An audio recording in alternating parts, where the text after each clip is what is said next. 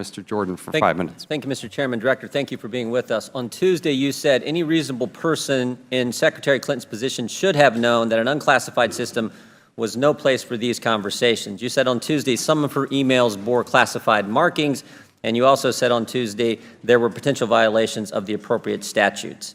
Now, I know a bunch of prosecutors back home would look at that fact pattern, look at that evidence. You even referenced it in your opening statement. Some of your friends in the prosecution business have been on TV saying they'd have looked at that same evidence and they would have taken it to a grand jury. But on Tuesday you said, and today in your opening statement you said, no reasonable prosecutor would bring such a case.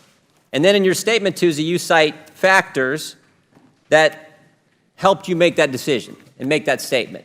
And one of the factors you said was consider the context of a person's actions. Now, typically when I hear context in the course of a criminal investigation, it's from the defense side, not the prosecution side.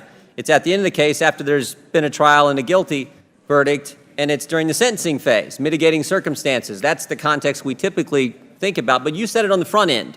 You said consider the context of the person's actions, and so I'm curious, what does consider the context mean? Because a lot of Americans are thinking just what the chairman talked about in his opening statement, that there are two standards. One for we the people and one for the politically connected.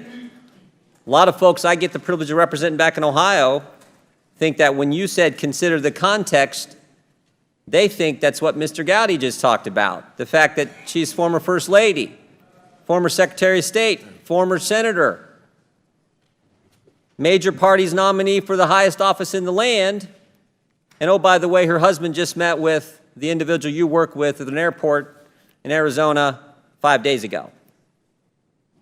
So you said none of that influenced your decision, but tell us what consider the context means. Yeah, thank you, Mr. Jordan. What I was trying to capture is the fact that the exercise of prosecutorial discretion is always a judgment call. It is in every single case. And among the things you consider are, what was this person's background? What was the circumstances of the offense? Were they drunk? Were they inflamed by passion?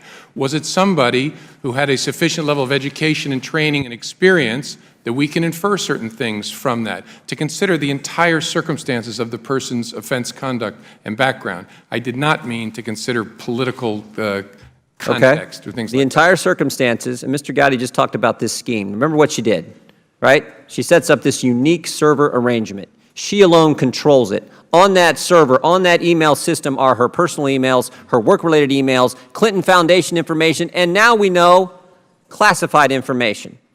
This gets discovered. We find out this arrangement exists. Then what happens? Her lawyers, her legal team decides which ones we get and which ones they get to keep. They made the sort on the front end. And then we find out the ones that they kept and didn't give to us, didn't give to the American people, didn't give to Congress, the ones they kept, they destroyed them. And you don't have to take my word, I'll take what you said on Tuesday. They deleted all emails that they did not return to the State Department, and the lawyers cleaned their devices in such a way as to preclude complete forensic recovery.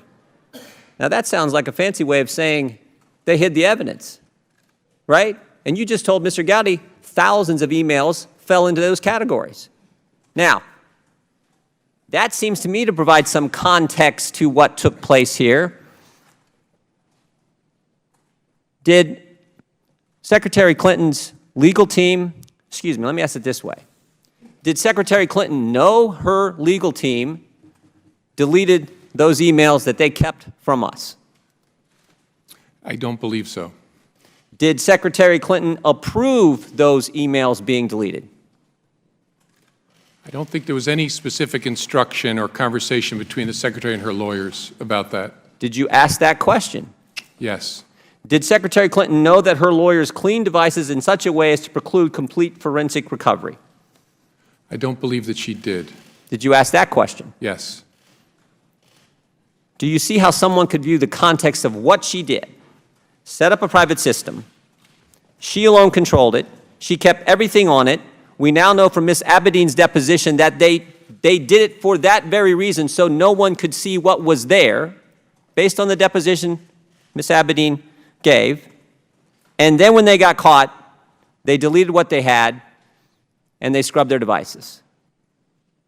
Is that part of the context in evaluating this decision? Sure, sure. And understand what inferences can be drawn from that collection of facts, of course.